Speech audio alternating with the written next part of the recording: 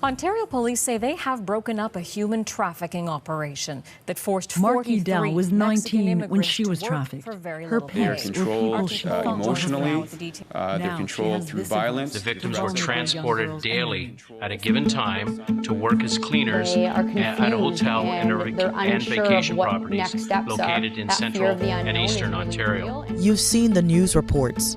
Human trafficking is a heinous crime that violates the basic concept of human dignity.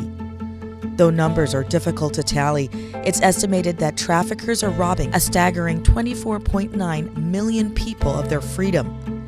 Canada Border Services Agency, the CBSA, is the enforcement arm of Immigration, Refugees and Citizenship Canada, and in working with local police and the RCMP, has conducted several crackdowns of cases of human trafficking of foreign migrants into Canada. But what is the fate of women and girls trafficked into Canada for sex trade or forced labor once they are rescued by authorities or their traffickers have been reported?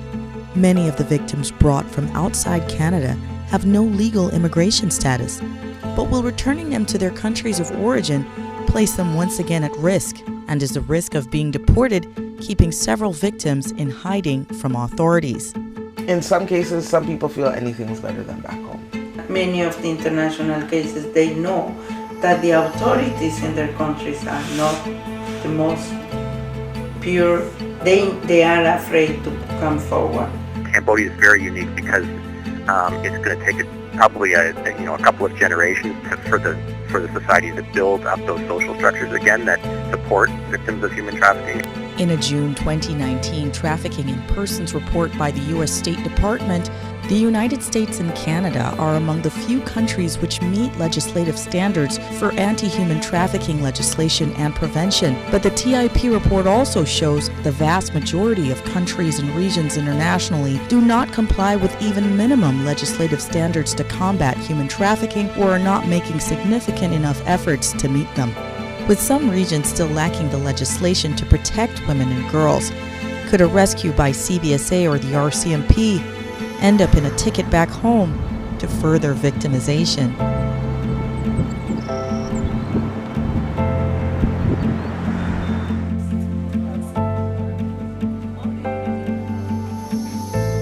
I spoke with Cassandra Smith, who is the harm reduction coordinator at Black Cap, the Black Coalition for AIDS Prevention. She spoke to me about the more insidious means of trafficking that abusers use to exploit women and girls from African, South American, and Caribbean countries. We see it happen a lot among family and close friends. So let's say an older sister's here or an aunt, and she has a husband who has a great job and they have a house full of kids, and she's like, look, I need some help. I have a cousin back home or my younger sister and she's not doing nothing, so let me get her out here, and they're living in substandard conditions and they're literally the hired help. It's not that random stranger that's sending for you. How do they know how to get you? Who's investing in your ticket, in whatever costs that are involved in getting you here? It's usually a family member. So if it's not a family member, it's a potential spouse. So it's someone who knows someone else. Oh, so-and-so, you remember her? She has a nice son. He grew up now and he wants a wife. And by the time he's not the same little boy she knew. He's up here. He obviously feels like he has a sense of power and dominance over her because of the status situation. And that abuse of power also takes place. And it's money as well. Sorry to say, people are looking for the easiest ways to make a lot of money. And when they look at drug trafficking, the running from the police, buying product, competition, all of those other factors, they find it easier, unfortunately, to traffic people. The Black Coalition for AIDS Prevention works with women involved in the sex trade who have no legal status and also helps find interim subsidized housing for victims regardless of their illegitimate immigration status. Latoya Brown is a social worker with Black Cap and a survivor of Toronto's sex trade. Now she works with women, educating them on safer methods of sex, distributing protection from STIs as well as birth control. She talks about her first-hand experience with trafficked non-Canadian women used in massage parlors, hotels, and strip clubs. I was 17, I think, or 18, something like that. I started in it because I need to support myself and my daughter and stuff like that, pay my rent. I did come from a single mother home, I used to work like strip clubs and the spa, which was just rub and tug before, and I could leave, like if I worked at the spa at night, I could leave between $1,000 to $2,000. In the strip club, you could leave with $1,000 to $3,000 or more. Girls that were trafficked in, they mostly worked in spas. Because really, like some spas, you don't need your license to work, so it's easier to escape or not communicate with people than if you're in a strip club. There's a lot of girls, there's a lot of people to communicate with. The last time I was in a spa, I know like you sit in like a living room, like you just sit there, watch TVs until like, we call them tricks, would come in, and then you'll walk, they'll pick you, and then that's the only time like you're interacting with someone other than the girls that are there. What are they, like Syrian countries and stuff? Like you'd have a lot of those girls in the spas. But like the club was like mostly white girls. And then you'd have some Asians that they'll come, they'll work for a bit, and then you don't see them again. So that's how you know that they weren't there legally. Like they just came and then they're gone. They'll smuggle the girls in, like bring the girls in, have them work, and then send them back or something. Harm Reduction Coordinator Cassandra Smith explained that for women who managed to escape their traffickers, some would find their way into the shelter systems. For those who've escaped, usually they hide in shelters. They know that all female shelters are a safe space. Through whatever dialogue they have had, they've learned about the shelter system. So that's usually their entry point into accessing support services such as Black Cap and other spaces. There are a lot more human trafficking victims in the shelter system than the city knows of. But even with managing to escape and find shelter, fears of being deported might make non-Canadian victims of trafficking hesitant to access social services.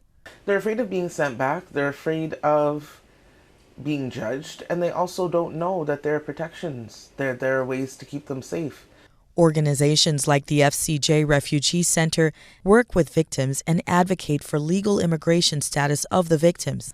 Lolly Rico, a part of the FCJ Refugee Center's anti-human trafficking team, herself a refugee from El Salvador, knows the dangers women face if they are deported back to the countries from which they were trafficked. Lolly works with immigration lawyers to get the women into the refugee determination system, which may offer them protection in Canada. When Immigration Canada implement the Immigration and Refugee Protection Act, the new act that was in 2002, already were one component about trafficking, because Canada was one of the leader countries on to put the convention, the Palermo Convention against human trafficking. And we were, through the Canadian Council for Refugees, we start doing a kind of coordination and to start pushing to have something to protect them. And what happened is that many of the international cases, they know that the authorities in their countries are not the most pure and less corrupt law enforcement. They are afraid to come forward, because they are afraid that if they are deported back, most of the time the traffickers, they know where they live and they can continue threatening them. Or they are afraid to go back because they feel shame, or in their country they don't have any kind of support for victims of human trafficking, and they can go traffic again, not in Canada, but going to another country. And in that case, they don't want to leave at that moment because they have a lot of fear. But despite provisions made in Canada's Immigration and Refugee Protection Act, in Lolly's experience, very few human trafficking survivors are successful in making a refugee claim. It's a very small number. The majority of the cases, they don't go through the refugee process because they don't have a refugee case. They go through other process like humanitarian compassion grounds. According to the Canadian Council for Refugees, many trafficked persons don't meet the very narrow refugee definition set out by the Immigration and Refugee Protection Act. And making a claim also, in some regards, offers less access to social services than if the IRCC offers victims a temporary resident permit. And even if victims make an application for permanent residence on humanitarian and compassionate grounds, HC applications have very long processing times and do not place a stay on deportation, which means a victim can be removed from Canada even before their application is considered. To give some perspective on what trafficked victims may face in countries lacking proper legislation, I spoke to Radanac International's Executive Director, Graham Illman. Radanac International is a Canadian faith-based organization that works on the ground in Cambodia in rehabilitating and repatriating victims of human trafficking.